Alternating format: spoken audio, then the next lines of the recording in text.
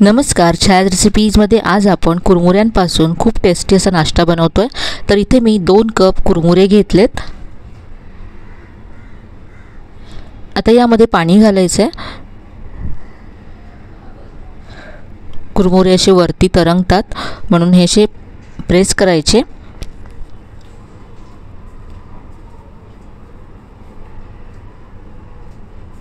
आणि हे आता असेच आपण बाजूला ठेवून देऊया। इथे आता दुसरा बाउल घेतला, यामध्ये अर्धा कप रवा घालायचा आहे। जाड किंवा बारीक कोणताही रवा तुम्ही इथे घेऊ शकता। इथे आता रवा भिजेल इतकं यामध्ये पाणी घालायचं आहे। तर इथे पाहू शकता रव्याच्या वरतीपर्यंत पाणी आलं आहे। आता कुरमुरे आणि रवा दोन्ही आपण 5 मिनिटं बाजूला ठेवून देऊया। 5 मिनिटांनंतर हे दोन्ही छान भिजलं गेलं आहे। मिक्सरच्या भांड्यामध्ये काढून घ्यायचं आहे। कुरमुऱ्यातलं पाणी पिळून घेतलं मी आणि इथे मिक्सरच्या भांड्यामध्ये काढून घेतले सगळे कुरमुरे। याबरोबर सगळा रवा सुद्धा यामध्ये काढून घ्यायचा आहे। यानंतर इथे मी अर्धा कप दही घेतलंय। दही थोडंसं आंबट घ्यायचं म्हणजे चव छान येते रेसिपीला। यानंतर यामध्ये 2 चमचे गव्हाचं पीठ घालायचं आहे। याबरोबरच 2 चमचे बेसन घालायचं आहे। आता यामध्ये पाणी घालायचं आहे। दह्याच्याच कपामध्ये मी इथे अर्धा कप पाणी घेतलं आहे। आता हे मिक्सरला फिरवून घेऊया। त्याआधी यामध्ये मी 1 चमचा साखर घालते। साखरेमुळे रेसिपीला रंग छान येईल। आता हे फिरवून घेऊया। हे मी बारीक असं वाटून घेतलं आहे। एका बाउलमध्ये काढून घेतलं। आता यानंतर हे आपण झाकून बाजूला ठेवूया आणि तोपर्यंत आपण इथे मसाला डोस्याचा मसाला किंवा बटाट्याची भाजी तयार करूया। तर इथे मी पॅन गरम करत ठेवला आहे। यामध्ये 1 चमचा तेल घातलं। तेल गरम झाल्यानंतर अर्धा चमचा मोहरी आणि अर्धा चमचा जिरं घातलं। अर्धा चमचा चण्याची डाळ घालायची आहे। थोडंसं तेलावरती परतून घेतल्यानंतर यामध्ये भरपूर कढीपत्त्याची पानं घातली।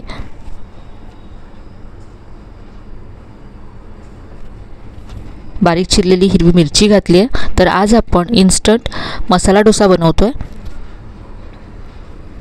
किसलेलं आलं घातलंय यामध्ये मी। सगळं तेलावरती 1 मिनिट परतून घ्यायचं आहे।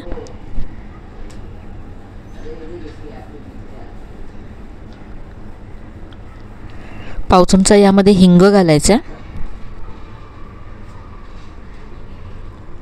यानंतर यामध्ये कांदा घालायचा। तर 1 मोठ्या आकाराचा कांदा उभा चिरून घेतलाय मी। या मसाल्यामध्ये कांदा थोडासा जास्त असतो त्यामुळे मोठ्या आकाराचा कांदा घेतला। यानंतर यामध्ये चवीप्रमाणे मीठ घातलं आणि कांदा सॉफ्ट होईपर्यंत हे परतून घ्यायचं आहे। तर इथे कांदा आपल्याला ब्राऊन करायचा नाही आहे, कांदा फक्त सॉफ्ट होईपर्यंत परतायचा आहे। यानंतर यामध्ये पाव चमचा हळद घालायची आहे। सगळं पुन्हा एकदा मिक्स करून घेतलं। यानंतर इथे मी 3 मध्यम आकाराचे बटाटे शिजवून सोलून कुस्करून ठेवले होते ते यामध्ये घालायचे आणि सगळी भाजी किंवा मसाला परतून घ्यायचा आहे।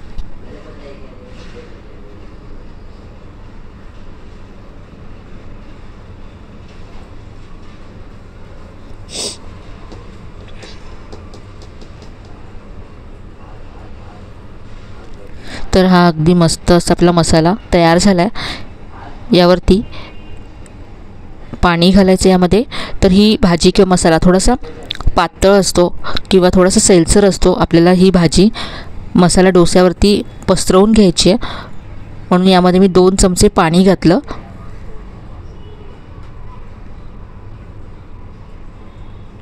यानंतर बारीक चिरलेली कोथिंबीर घातली। तर मसाला आपला तयार झाला आहे। कोथिंबीर मिक्स करून घेऊया।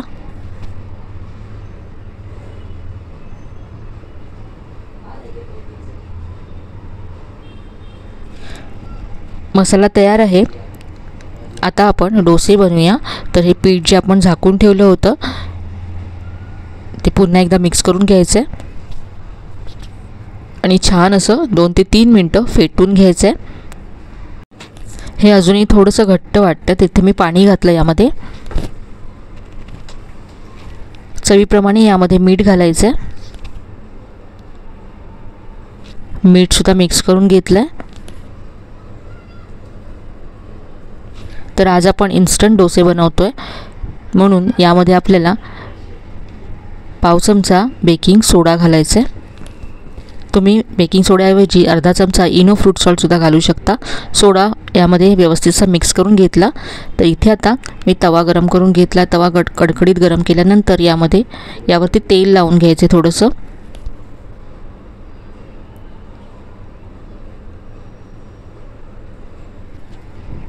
यानंतर तव्याची वरची बाजू थोडीशी थंड होण्यासाठी पाणी शिंपडायचं आहे.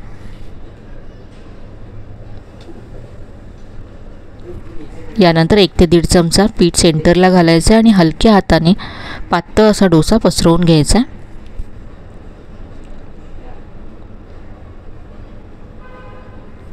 या रेसिपीने अगदी मस्त असे डोसे तयार होतात. तुम्हाला डाळ तांदूळ भिजत घाला वाटा अशी कसलीच खटपट नाही आहे. अगदी कमी वेळामध्ये तुम्ही हा डोसा तयार करू शकता. तवा असा फिरवून हा डोसा मी सगळीकडून एकसारखा असा भाजून घेतला आहे. वरची बाजू ड्राय होईपर्यंत भाजून घ्यायचा डोसा.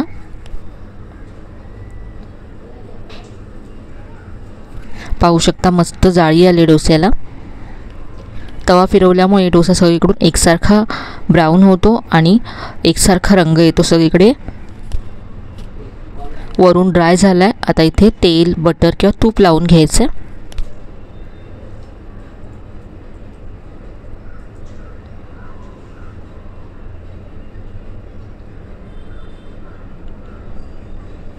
आणि आता तेल लावल्यानंतर आपण हा ब्राऊन होईपर्यंत क्रिस्पी होईपर्यंत भाजून घेऊया.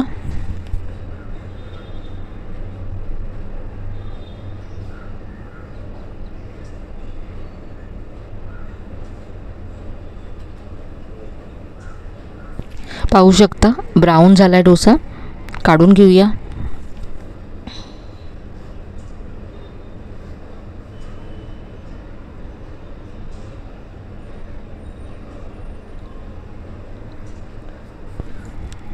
डोस्याला सगळीकडून मस्त असा एकसारखा ब्राऊन रंग आला आहे आणि अगदी क्रिस्पी झाला आहे डोसा.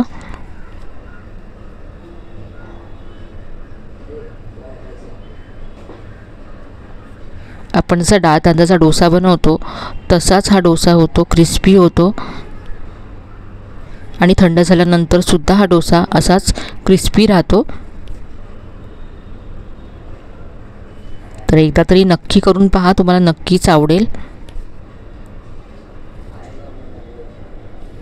तर आजची ही रेसिपी तुम्हाला कशी वाटली कमेंटमध्ये कळवायला विसरू नका. रेसिपी आवडली असेल तर व्हिडिओला लाईक करा, शेअर करा. चॅनलला अजून सबस्क्राईब केलं नसेल तर नक्की सबस्क्राईब करा. चला तर मग पुन्हा भेटूया अशाच छान छान आणि नवीन नवीन रेसिपीसह. तोपर्यंत धन्यवाद.